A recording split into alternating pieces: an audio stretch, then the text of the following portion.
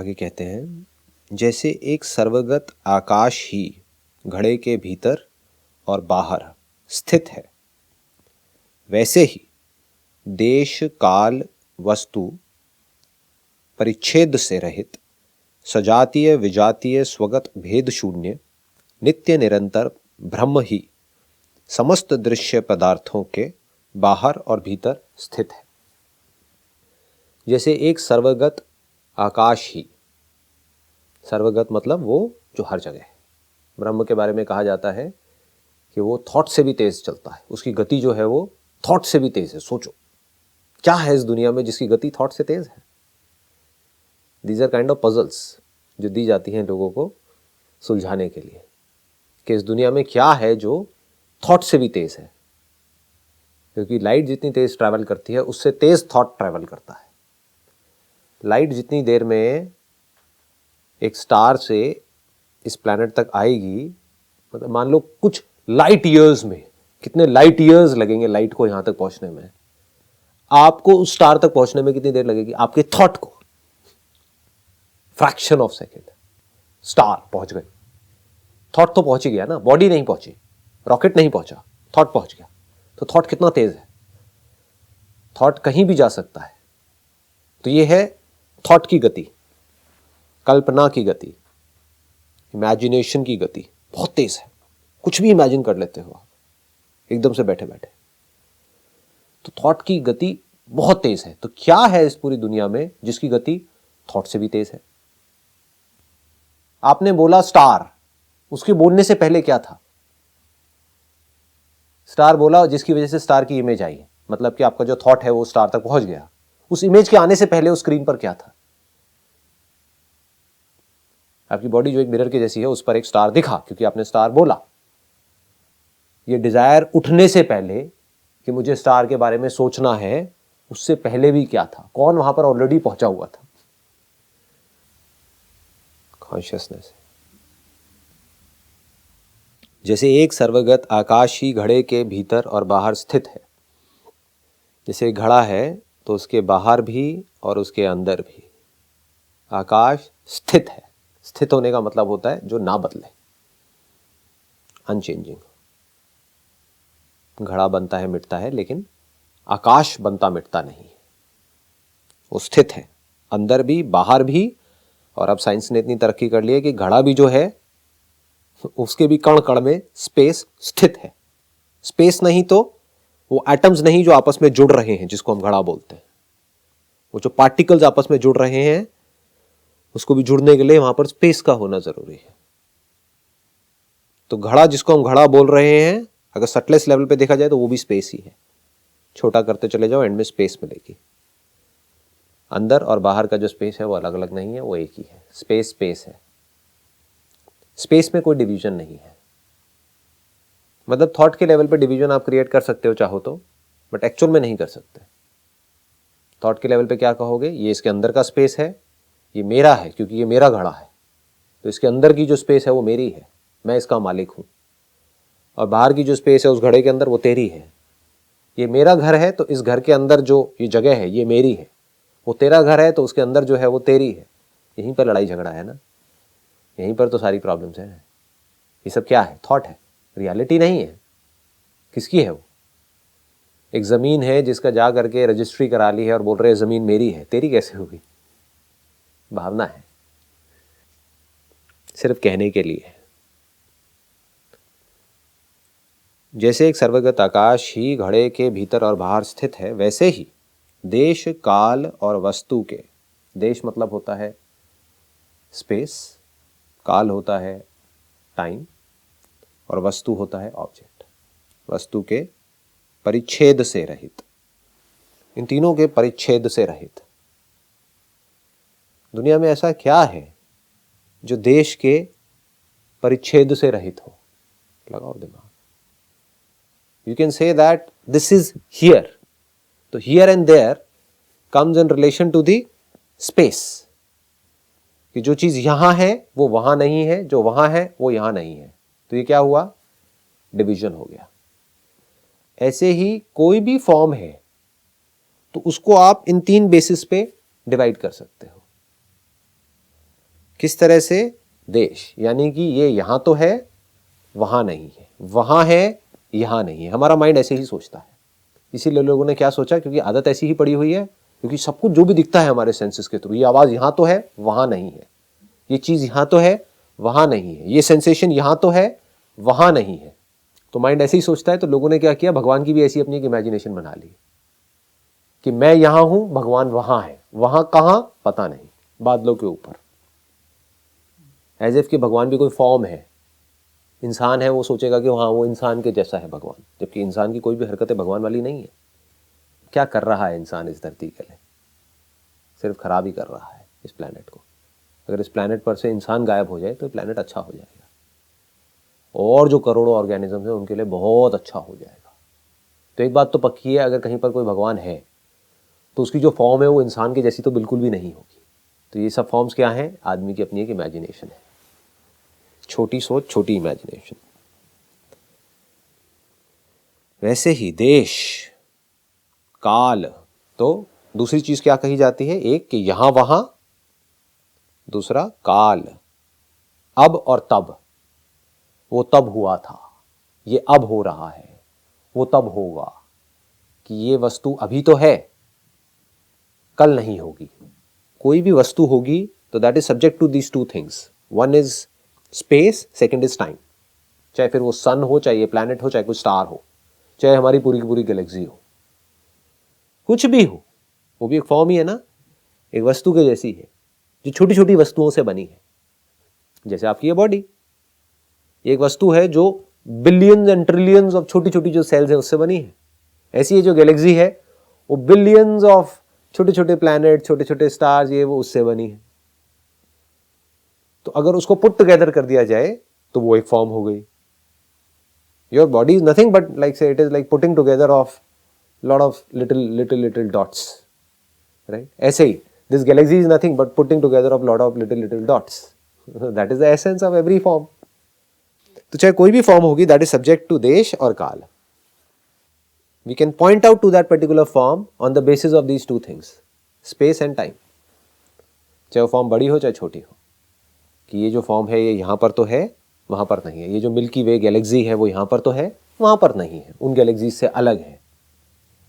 And on the basis of time, कि ये इतने साल पुरानी है, इतने बिलियंस ऑफ ईयर्स पुरानी है, और इतने साल बाद ये खत्म हो जाएगी बिकॉज ऑफ दिस। ऐसे ही आप अपनी बॉडी के बारे में भी बोलते हो कि बॉडी यहाँ है वहाँ है। तो चाहे फॉर्म छोटी हो चाहे बड़ी हो, ये चींटी यहाँ पर है, ये वहाँ पर है, अभी है, कुछ दिन बाद या कुछ महीनों बाद ये नहीं होगी। ऐसे ही इंसान के बारे में बोलते हैं कुछ साल बाद नहीं होगा। तो वो क्या कह रहे हैं? देश, काल और वस्तु के परिच्छेद से रहित। मतलब क्या कहा जा रहा है परमात्मा के बारे में? परमात्मा भी सिर्फ एक वर्ड है, आत्मा इज द राइट वर्ड, ताकि नहीं तो लोग इमेजिन ना करने लग जाएं कि परमात्मा जो है वो आत्मा से अलग है। ये बिल्कुल ऐसा है कहना कि इस घड़े के अंदर की जो स्पेस है वो आत्मा है और इस घड़े की जो बाहर की स्पेस है वो परमात्मा है। तो ये बच्चों के लिए तो ठीक है बोलने के लिए, लेकिन हम जिस लेवल तक पहुंच चुके हैं इंक्वायरी करते करते, यहां पर ये कहना बेवकूफ़ी होगी। It is space, it is not परम स्पेस। कि इस घड़े के अंदर की जो स्पेस है वो तो स्पेस है, बाहर जो है वो सुप्रीम स्पेस है। अंदर जो है वो कॉन्शियसनेस है, बाहर जो है वो सुपर कॉन्शियसनेस है, सुप्रीम कॉन्शियसनेस है। समझ गए? ये कंफ्यूज लोगों की निशानी है। तो क्या कहा जा रहा है? वैसे ही देश, काल और वस्तु के परिच्छेद से रहित। मतलब एक ऐसी रियलिटी है और वो रियलिटी हमसे अलग नहीं है, वो हमारी आत्मा है। मैं जो हूं वो अष्टावक्र जी कह रहे हैं, और उनका मैं और राजा जनक का मैं इस लेवल पर सेम है। उस मैं की बात करी जा रही है। उस मैं की अगर बात करी जाए तो वो जो मैं है, जो मेरा एग्जिस्टेंस है, जो मेरी कॉन्शियसनेस है, जो मेरी अवेयरनेस है, जो मैं हूं, वो देश, काल और वस्तु के परिच्छेद से रहित हूं। इस क्रिएशन में सिर्फ एक ही सब्सटेंस ऐसा है, एक ही मटेरियल ऐसा है जो इस पर खरा उतर सकता है, और कुछ नहीं। देश, काल और वस्तु के परिच्छेद से रहित। क्योंकि जो स्पेस है, आप कह सकते हो कि जो स्पेस है ये भी देश, काल और वस्तु के परिच्छेद से रहित है। नहीं, क्योंकि ये कभी होता है कभी नहीं होता है। जब जाग रहे होते हो तो स्पेस होता है, स्पेस में सब कुछ होता है, स्पेस में वस्तुएं होती है। जब गहरी नींद में होते हो तो क्या होता है, गहरी नींद में जाने से पहले जब सपना होता है तो जाग करके जो वस्तुएं दिखी अपने सेंसेस के थ्रू, उसके जो इंप्रेशंस पड़े हुए हैं वो इंप्रेशंस प्ले हो रहे होते हैं। गहरी नींद में क्या होता है, क्या स्पेस होता है वहां पर? वहां पर ना देश है ना काल है, समय का भी हमको पता नहीं रहता है।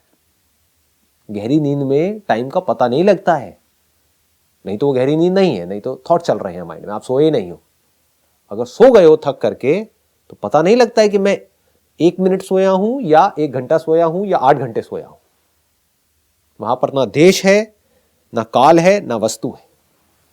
इसीलिए जो स्पेस है, ये जो स्पेस है इसको भी पंचभूतों में से एक भूत कहते हैं, क्योंकि स्पेस का जो इल्यूजन है वो बदलता रहता है। अभी जाग करके आपको स्पेस आपके बाहर दिख रहा है, सपने में आपको आपके अंदर दिखने लग जाता है।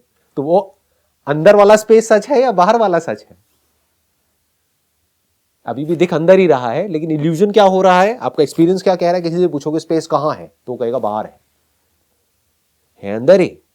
लेकिन सपने में क्या होता है, पूरी तरह से अंदर ही दिख रहा होता है, इसमें कोई डाउट नहीं है। हम जाग करके कह सकते हैं कि हाँ ये तो पक्का है कि वो स्पेस बाहर नहीं था, इस बॉडी के अंदर ही था, ब्रेन के अंदर ही कुछ चल रहा था। साइंस देख सकती है। आप कह सकते हो स्पेस को एक जागने का स्पेस जो बाहर दिख रहा है और एक सपने की दुनिया का स्पेस जो अंदर दिख रहा है। तो स्पेस को भी आप अलग अलग कह सकते हो। Space is subject to time, कभी दिखता है कभी नहीं दिखता है, इसमें कोई क्वेश्चन नहीं कर सकता है। कुछ ऐसा है जो स्पेस और टाइम दोनों से परे है। स्पेस लिंक्ड है टाइम से, टाइम लिंक्ड है स्पेस से। इट इज वन ब्लॉक, ये अलग अलग नहीं है। दोनों साथ साथ में पैदा होते हैं, साथ साथ में मरते हैं। अगर स्पेस में कुछ नहीं है, जो फॉर्म्स है वो भी, जो थॉट्स है वो भी स्पेस में ही है ना। तो जब थॉट नहीं होता तो टाइम कहां होता है? Time also disappears. Time and space and form, ये तीनों जो चीजें हैं, चाहे फॉर्म छोटी से छोटी हो, सटल से सटल हो, चाहे ग्रॉस से ग्रॉस हो, ये तीनों चीजें एक साथ में पैदा होती है और एक साथ में मर जाती है। इसके साथ में सारे के सारे थॉट्स जुड़े होते हैं। लेकिन इसके पैदा होने से और मरने से मैं ना पैदा होता हूं ना मैं मरता हूं। तो कुछ ऐसा है जिसको इसके बेस पर डिवाइड किया ही नहीं जा सकता है। परिच्छेद, परिच्छिन्न, मतलब उसको डिवाइड नहीं किया जा सकता है on the basis of this. आप उसके बारे में यह नहीं कह सकते कि वो यहां है या वहां है। नंबर वन, जो रियलिटी है या जो आप हो, जो मैं हूं, आप उसके बारे में यह नहीं कह सकते कि वो कल नहीं था और आज है। यही टाइम की डेफिनेशन है। कुछ ऐसा जो कल नहीं था और आज है। तो साउंड ऑफ साइलेंस ऐसी नहीं है कि ये कल नहीं थी और आपने इसको बना दिया है। जब आप नहीं भी जान रहे थे तब भी ये थी। जब इसको आपने नहीं भी जाना था तब भी आप अवेयर थे। ऐसा नहीं आपको अवेयर होने के लिए या कॉन्शियस होने के लिए इसकी जरूरत है। साउंड ऑफ साइलेंस, इसको बारीकी से समझ लेना।